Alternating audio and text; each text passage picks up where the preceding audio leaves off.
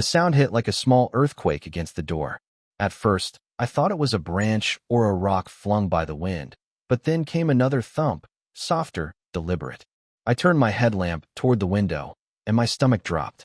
Two bear cubs stood on their hind legs, drenched and trembling, their paws pressed flat against the glass. Their fur was slick from rain, eyes reflecting the glow of my dashboard. One whimpered, high and thin, and my breath caught in my throat. I killed the engine, leaving only the soft hum of the emergency lights. For a few seconds, all I could hear was rain drumming on the hood and their faint scratching. They weren't growling, just knocking, as if they were asking to be let in. The absurdity of it barely registered. I rolled down the window a crack and spoke without thinking. "Hey there, easy now. You lost." Of course they didn't answer, but both turned their heads toward my voice. They were too close. Every training video I'd ever watched screamed in my memory, "Don't touch, don't feed, don't interfere." Yet here I was, alone on a mountain road, with two soaked cubs pawing at my truck. I reached for my phone, one bar of signal, blinking. I dialed the local wildlife emergency line anyway. The automated message sputtered in and out. I cursed under my breath and tried again. The cubs pressed closer, their claws clicking against the door. Then headlights swept over the trees behind me. A dark pickup slowed as it passed, its engine growling low. No front plates. It hesitated for half a breath, then rolled forward and vanished around the bend. My pulse jumped. I kept staring at the spot where its taillights had disappeared until rain blurred them out. Something about the way it moved, silent, unhurried, made my skin crawl. "Focus, Mark. Just focus." I grabbed the small emergency kit from under the seat. A folded tarp, some rope, a flare, my headlamp batteries. The cubs hadn't run. They just shivered beside the door, as if they'd been following cars before. Maybe they thought humans meant food. I cracked the door open, slow as I could, and used the tarp to create a narrow corridor from the truck toward the ditch. A path leading away from the road, not toward me. I didn't want them circling closer. My boots sank into wet gravel as I crouched low, keeping my hands visible but out of reach. "Go on, little ones. Over there. It's safer." One sniffed the air, hesitated, then took a few wobbly steps onto the tarp. The other followed, limping slightly. I noticed red smudges near its paw, mud, or maybe something else. My chest tightened. Behind me, thunder rolled through the valley like a warning. The signal bars on my phone vanished completely. I turned on the flashlight and placed it under the truck wheel, beam facing the tree line, a small barrier of light that might keep bigger predators back. The cubs froze at the brightness, blinking. One let out a low whine, like it remembered something. I climbed back inside and locked the doors. The windshield fogged as I tried calling again, this time sending a quick location text to the ranger hotline. Maybe it would go through later. Minutes stretched. The cubs huddled near the light, too tired to move. I kept the engine off, letting the cold creep in. My breath clouded the glass. Somewhere beyond the trees, a faint crack, with splitting under weight. Then another. My hand found the flare. "Don't light it unless you have to," I told myself. But every sound out there was getting heavier, slower. A branch bent and sprang back. The rain eased into mist. Silence filled the gap. I glanced at the side mirror, and that's when I saw her. A larger shape between the trees, motionless. Too big to be anything else. Her head tilted once, eyes catching the dim reflection of my lights. The mother. My heart slammed against my ribs. She was close enough to hear the cubs, close enough to see me. I held still, not daring to blink. The cubs whined again, small, desperate. The mother didn't move closer, just stood there, watching. Rain slid down her muzzle like melted glass. For a moment, I thought she might come forward. Then she turned, fading back into the dark. The cubs pressed tighter against my truck door, whimpering louder now, pawing again, as if begging me to fix something that wasn't mine to fix. I swallowed hard, unsure what scared me more, their helplessness or the fact that I might be the only human who knew they were out here. I whispered to the empty road, "Hold on, little ones. Someone's coming." And then, for the first time in a long while, I prayed the signal would find its way through the storm. Blue strobes rolled over the wet asphalt before I heard the engine. A state ranger truck eased to a stop behind me, doors opening in the same breath. A tall guy in a soaked ball cap stepped into my headlight spill, palms out, voice steady. "Cal says he's with wildlife. He tells me not to move, not to open anything, not to feed, not to talk to the cubs. He points at the tarp corridor I laid down and nods once, like I passed a quiz I didn't know I was taking. Your text pinged our system, Cal says. We lost you for a minute in the canyon, but we got enough. He kneels by the edge of the beam, measuring distance with his hands the way carpenters do. He moves slow, almost bored, but I can see the math on his face. He opens the back of his truck and drags out 2 collapsible transport crates, the kind with metal doors and plastic shells, washed clean and smelling faintly of disinfectant. He sets them in the gravel, doors wide, angled along the tarp so the cubs won't have to cross the open road. No touching, Cal says. No eye contact longer than you have to. They imprint too easily. If Mom's nearby, we want her to stay interested. I nod and keep my hands on the steering wheel like I'm being pulled over. The cubs are huddled just off my rear wheel, blinking at the flashlight I wedged under the tire. Rain beads on their fur and runs off in strings. One keeps lifting a paw and setting it down again, confused and frustrated. Cal's head tilts. Front pads look irritated. Cal says softly, "See the way he's testing?" And I do. When the cub turns, the headlight catches a tacky shine on the pads, like someone smeared syrup. A sweet smell rides the damp air, wrong in the wilderness. I taste it before I place it. Cal smells it too. He swears under his breath, then flicks his gaze to the trees. He puts a gloved hand on my door and leans in just enough for me to hear. Someone's been baiting them, Cal says. Don't move. He clicks a small remote, and a soft sound begins in the crates. Not recorded cub chatter, not yet. Just a low, steady white noise, like rain on a roof. He tells me it masks sharp noises and makes the boxes less scary. He keeps his voice even, every word short. We let them choose, Cal says. Corridors, not traps. The cubs listen. The bolder one sniffs, pads forward a few steps along the tarp, then pauses and looks back. The limping one follows, slower. Cal holds out an open palm, not to lure, just to steady the air. The bolder cub slips inside the first crate, nose to the back, and turns once with an awkward little circle. The limping one edges to the door of the second crate and stops, trembling. Lights bloom on the bend behind us. The same dark pickup coasts into view and stalls at a diagonal across the lane, half blocking the road like a gate. The driver steps out without hurry. Hood up, jacket zipped, hands empty. He raises a hand toward us like neighbors at a mailbox. Evening, the man says to me first, like Kyle isn't there. You folks need a hand? I volunteer around here. People call me Trent. Kyle straightens. He doesn't move closer. He keeps his light on the ground, not in the man's face, and answers like a script. Kyle says this is a restricted response. He asks Trent for identification and any wildlife transport permits, plus organization credentials if he's a volunteer. Trent smiles, shrugs, pats his pockets like he just realized he left something at home. Oh man. Wallet's in the truck, Trent says.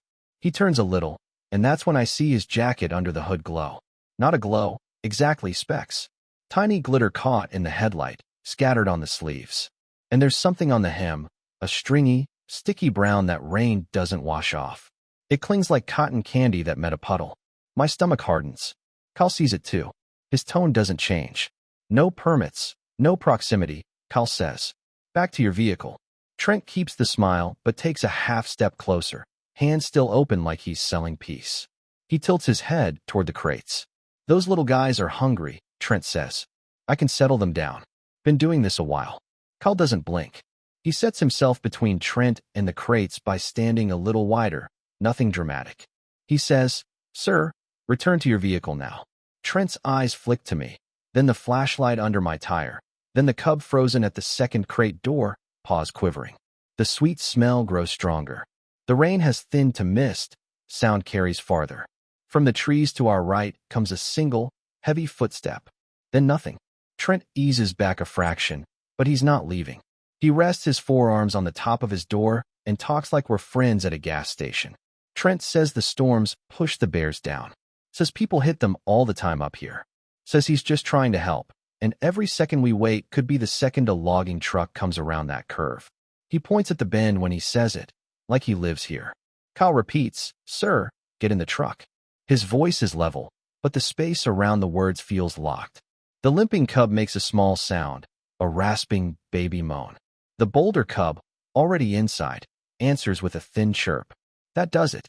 The second cub lurches the last step and slides into the crate, claws scraping plastic. Kyle's hand moves, and the doors click shut almost at the same time, soft and quick. The white noise hum deepens by a notch. Trent flinches at the sound. Just a blink. Then he nods to himself, like he's confirming a plan only he knows. Tell you what, Trent says. If you want, I'll lead you to a safe spot down the road. There's a turnout a mile ahead, by the ridge. I run a little educational setup for kids there, real gentle. We get them used to people the right way. No harm. My mouth goes dry. Kyle's jaw muscles work once. He takes one step toward Trent's truck and reads the empty front plate space like a book. Organization name, Kyle says. Last time. Then you're leaving. Trent's smile cools. He taps the roof of his truck like that's his answer, then swings into the seat and fires the engine. He doesn't peel out. He glides, drifting past us with his window down. Careful on that ridge, Trent calls. Roads wash out when you least expect it. He's gone around the bend before I let my shoulders drop. Kyle exhales and radios the county, his words clipped. Vehicle description, behavior, no plates, possible baiting, request for deputy contact at Highway Junction. He turns back to me. You did fine, Kyle says. Now we move. We lift the crates together, keeping them level, my hands on the handles, his on the base to steady. The cubs go quiet at the motion, like the world finally got predictable for a second. We load them into Kyle's truck, secure the doors, check latches twice. As Kyle closes the tailgate, my phone buzzes against the cup holder. One bar winks on, then off. A message squeezes through anyway. A photo from Nora, the woman who runs the general store down the hill. It's a flyer taped to a bulletin board, taken 10 minutes ago. The text on the photo says family fun photos with bear cubs, tonight only, suggested donation, 1 mile ahead at Ridge Turnout. The background looks like a vinyl banner. The edges glitter in the flash. Kyle sees my face, and I hand him the phone without a word. He studies the image, then the road, then the dark trees. His voice is low and hard when it comes. We're not done here, Kyle says. Not by a long shot. The clinic sat at the edge of a gas station lot, its single neon sign flickering between blue and white. Kyle backed the truck into the narrow bay while I followed, still half shaking from the drive. The crates rattled softly in the back, the cubs quiet now, worn down by the motion and the hum of the tires. Inside, the place smelled of antiseptic and wet fur. A woman in scrubs looked up from a desk covered in forms and didn't waste a second. She just said, "You're the ranger from Pine Hollow, right?" and held the door open to the exam room. "Dr. Harper," Kyle said. She nodded once, already pulling on gloves. She didn't bother with introductions. Her words were short, clipped, professional. 2 juveniles, dehydrated, minor dermal damage. Let's get temps, fluids, eyes. She flicked her chin toward me.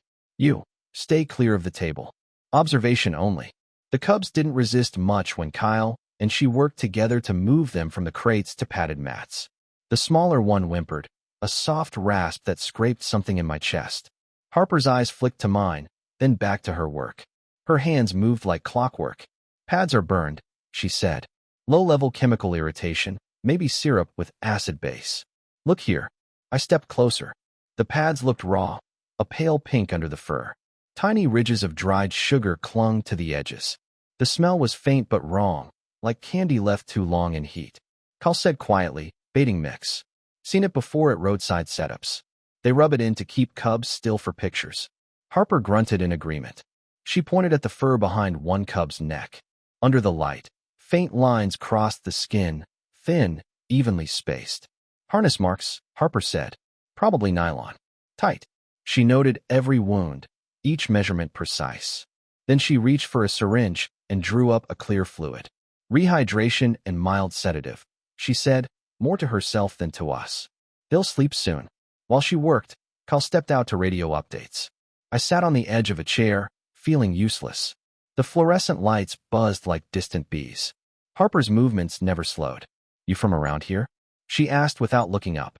Passing through, I said. I just found them. She nodded slightly. Happens every year. People think they can fix what nature didn't break. The words landed heavy. She finished taping a small 4-line to the smaller cub's leg. It sighed, eyes fluttering shut. Kyle came back in, followed by another man. Short, thick build, badge clipped to his vest. Deputy Ben Ortiz. He shook my hand firmly, eyes searching my face for something. "So you're the guy who found them," he said. "You picked a hell of a night." He started taking notes as I talked, where I'd been parked, what time the pickup appeared, what the man said. When I mentioned the syrup smell, Ortiz's expression darkened. "You catch a name?" he asked. "Trent." Said he was a volunteer. Ortiz looked at Kyle. "Same guy from last month's complaint, probably. We had a raid up by Ridge Turnout. Found cages, chains, feed mix. Owner skipped before we got there. Name on lease, Trent Dalton." Hearing it out loud made the night feel colder. Harper moved between us, snapping off gloves. "They'll make it," she said. "But they're lucky. Another few hours, and we'd be talking organ failure." Kyle thanked her. Ortiz crouched to snap a few photos of the injuries, careful not to use flash. Then he turned to me again. "You heading home tonight, sir?" I wasn't sure. My truck still sat out back, mud-caked and idling low. I just shrugged. "Stay put until morning," Ortiz said. "We'll file a statement and run his plates, assuming he even keeps them on. If you see that pickup again, you call 911 before you blink, understood?" "Understood." He left to talk on the radio outside.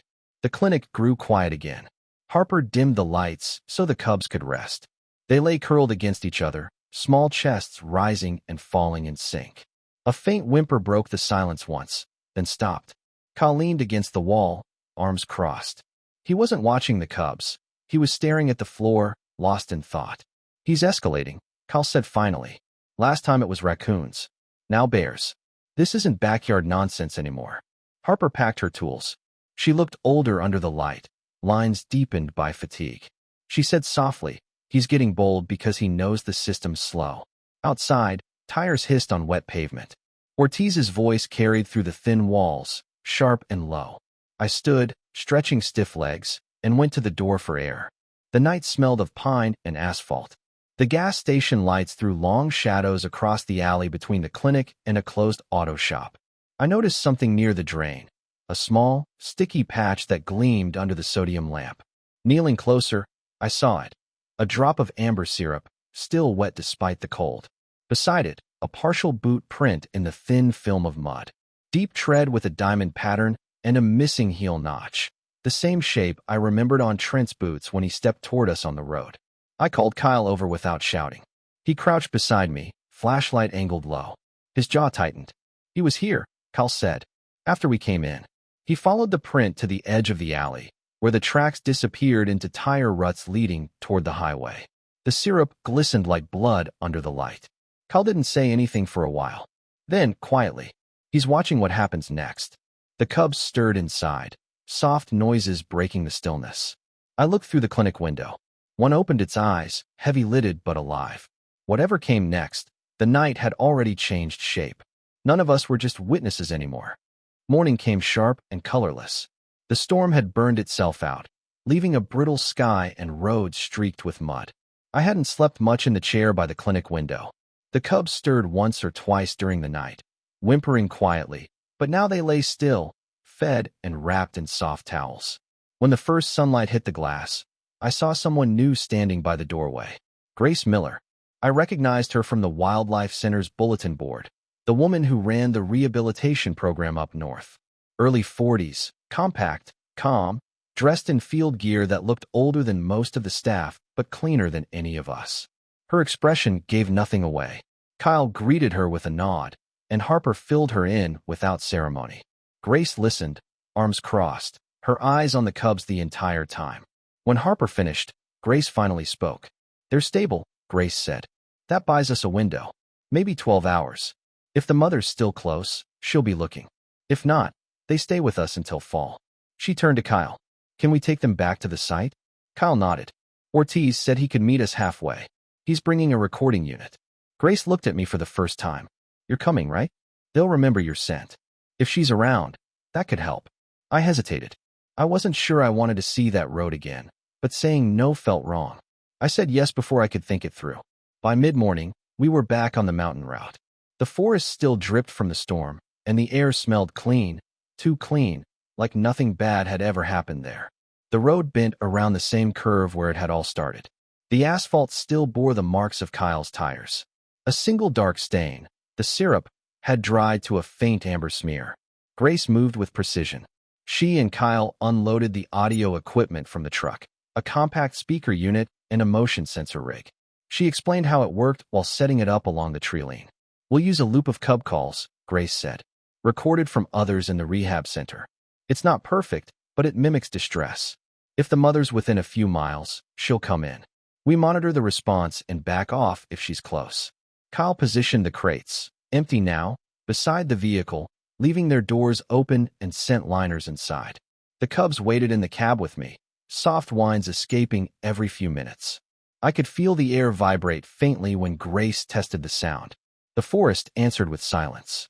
Ortiz's SUV rolled up not long after. He leaned out the window, hat low against the glare. "You really think she's still around?" he asked. Grace shrugged. "Bears don't abandon unless forced. She's out there somewhere. Question is whether she's brave enough to come back with us standing here." Ortiz looked at me. "We keep it quiet," he said. "No sudden moves, no flashlights. If she shows, we back off fast." The plan sounded simple, almost too simple. Still, after what we'd seen, I trusted them more than my own instincts. We kept watch as Grace started the loop. The sound came low, almost sad, soft mewling, broken by pauses. It wasn't loud, but it carried, threading through the pines. The cubs in the truck lifted their heads instantly, ears twitching. They chirped in reply, confused. The forest stayed still for a long time.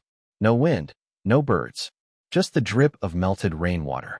I was starting to think we were too late when Kyle stiffened and pointed toward the slope. On a pine trunk near the ridge, fresh claw marks. High, deep, wood around the edges. Grace crouched to look, touching the bark gently. She whispered, "Hours old at most. She's close." Ortiz motioned for me to stay behind the truck while he scanned the tree line. The cubs stirred again, soft rustling. Then, faintly, I caught the sound of gravel crunching on the road below us. Another engine. Kyle's head turned first. Through the gap in the trees, I saw the dark pickup easing up the hill, slow and deliberate. No mistake this time. Same vehicle, same missing front plate. Grace killed the sound loop instantly. The forest collapsed into silence. The pickup rolled closer, stopping about 30 yards away. The driver's window slid down. Trent stepped out, carrying a plastic bucket that caught the light. His voice was calm, too calm. "Glad I caught you folks. I got some supplies. Figured you'd need bait if you're trying to catch her." Kyle's hand went to his belt radio, but he didn't raise it. Trent smiled and reached into the bucket. The smell hit first, sweet, heavy, unmistakable. "Syrup. We don't bait wildlife," Grace said. Her tone could have cut glass. Trent ignored her, sprinkling the syrup onto the ground near the ditch, slow, like he'd done it before. "Bears love this stuff," he said. "Makes them trust you." Ortiz stepped forward. "That's enough, sir. Step back. Now." Trent froze, eyes flicking between us. The forest felt too quiet, too open. Then I noticed the thin coil of rope looped around his wrist. It wasn't a leash, it was a snare. He had a plan. Grace took a slow breath. "Don't do this," she said. Trent smiled again. "You don't understand," he said. "They come easier this way. You just have to make them think you're part of the family." Before anyone could move, he tossed the syrup bucket sideways and lunged toward the tree line, swinging the rope. The motion was wild but practiced. The snare caught one of the open crates instead of the cubs. Kyle grabbed for his radio. Ortiz moved fast, shouting for him to drop it. Trent spun once, then bolted into the undergrowth. Ortiz chased him to the first bend before stopping. The forest swallowed the sound of his steps. Only the bucket rolled back down toward us, syrup splattering across the mud. Kyle cursed under his breath and kicked the bucket aside. Grace stood motionless, eyes fixed on the dark beyond the trees. Her face had gone pale. "Listen," she said quietly. "At first, I thought it was wind. Then I heard it. Low, guttural, long. A sound that made my skin tighten. The mother. It came from the ridge, closer than any of us expected." The cubs answered, high and sharp from the cab. The call came again, this time nearer, vibrating through the ground. Grace turned off the remaining equipment. Nobody spoke. The forest was alive again, branches creaking, something moving heavy through brush. Ortiz reappeared on the path, breathing hard, shaking his head. "He's gone," he said. "But we're not alone." Grace whispered, "Then we back off." "Right now?" We loaded fast, every movement careful. As Kyle shut the doors, I caught a glimpse through the trees, a flicker of brown fur, massive and deliberate, moving between the trunks. For a moment, she stopped. I swear she looked straight at us. Then she vanished into the timber, her call echoing once more, a deep warning we didn't need translated. The forest held its breath. No one spoke, not even Grace. The air itself felt suspended, a dense wall pressing against our skin. Somewhere beyond the truck, heavy steps circled, slow and certain. Every instinct in me screamed to move, but I couldn't. The cubs inside the cab were whining softly, their tiny claws scraping the glass. The sound seemed to pull the forest closer. Then she appeared. Out of the darkness between the pines, the mother bear stepped into the clearing. Not charging, not crouching, just there, massive and calm, her fur wet and shining like ink under the dim headlights. The moment was so quiet that the drip of water from her coat was louder than our breathing. Kyle whispered, "Don't make eye contact. Step back." We moved together, slow and deliberate, forming a wide arc away from the truck. Grace raised her hand slightly, signaling no sudden movement. The bear turned her head toward the sound of her cubs and gave a low rumbling call. It wasn't a growl. It was something deeper, layered with meaning I couldn't begin to understand. The cubs answered. Both pressed against the window, their tiny cries almost human in tone. The mother took another step forward, just enough to come into the full light. She was bigger than I imagined, scarred across one shoulder, one ear torn. Her eyes flashed amber and steady. Grace whispered, "That's her. She knows they're here." I felt my pulse in my throat. The bear stopped within 20 feet of the truck, sniffed the air, then lifted her head higher. The cubs cried again. The sound hit her like an arrow. She huffed once, a deep exhale, then came closer. My legs locked. Kyle took one step back. "That's close enough," he murmured, though the words were more for himself than for her. She ignored him, moving to the side of the cab where the cubs pressed against the glass. And then it happened. One of the cubs lifted its paw and touched the inside of the door, right against the spot where it had knocked days ago when I first found them. The bear froze, watching that motion. Slowly, she lifted her own paw and set it down on the metal, right over the same spot, separated only by the truck door. The sound of her claws against the steel was soft, like rain on tin. None of us breathed. Grace whispered something under her breath, maybe a prayer. The cubs were silent now, eyes wide, no longer afraid. The bear stood there for several heartbeats, then lowered her head. A quiet rumble filled the space between them. Then, just as suddenly, she turned. She circled the truck once, sniffed the air again, and walked toward the trees. The cubs began chirping urgently. Grace motioned to Kyle. "Open it. Now." Kyle hesitated for only a moment, then unlatched the back door. The cubs hesitated too, as if unsure. Then one scrambled out, tumbling to the ground, followed by the second. They ran in clumsy bursts toward the edge of the clearing, chirping nonstop. The mother stopped and waited, then made that same deep, vibrating sound. They reached her, pressing against her legs. She lowered her head, licking the smaller one, nudging the other closer. A reunion that looked both fierce and gentle. Grace's hand went to her face. She was crying silently. Kyle put a hand on her shoulder. None of us spoke. We just watched as the mother turned and led them into the trees. No backward glance, no pause, just a quiet retreat into the wild.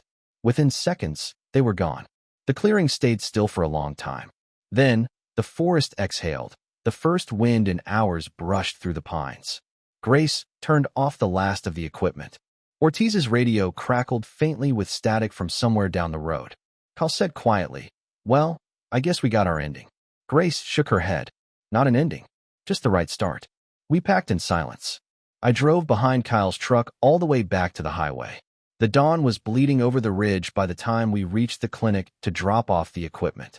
The forest behind us looked like nothing had ever happened there. Weeks later, an email arrived. Subject line, trail cam footage, ridge turnout. The attached video was grainy, timestamped 2 days after that night. The frame showed a forest path. First, one cub wandered through, sniffing the air. Then another. Moments later, the mother stepped into view. All three paused, looking straight toward the camera before vanishing into the brush. They were alive. Together.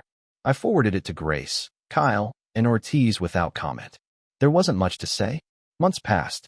Summer gave way to the slow rust of autumn. One afternoon, I was invited to the official release of another pair of rehabilitated cubs at the reserve. A small crowd had gathered, local reporters, volunteers, kids with binoculars too big for their faces. Grace was there, calmer than usual but smiling. She handed me a coffee and said softly, "You made the right call that night." I wasn't sure I did, but I nodded anyway. When they opened the gate, the cubs dashed into the open field, running for the tree line. People clapped. Cameras clicked. I stood by my old truck, watching. Then, just as the last cub disappeared into the forest, something unexpected happened. From the trees, a young bear stepped out, not one of the released ones. Bigger now, but with a scar on its paw.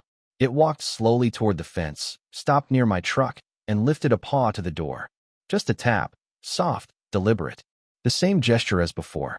I froze. Grace saw it too. The bear looked at me for a heartbeat, then turned and vanished back into the trees. I didn't move for a long time. Later that week, Ortiz called. The district attorney had finally approved the charges. Trent Dalton was going to trial for wildlife trafficking. Ortiz said something else too. The surveillance photos showed someone else on the ridge that night. A second figure helping him pack equipment. The footage was too dark to identify who. Maybe it was no one we'd ever find. Maybe it didn't matter. Some nights now, when I drive that same road, I catch myself glancing at the tree line. Every rustle, every shadow makes my chest tighten a little. Not from fear. From something else, a strange mix of guilt and awe. Because part of me still can't believe it happened. And part of me knows it's not over.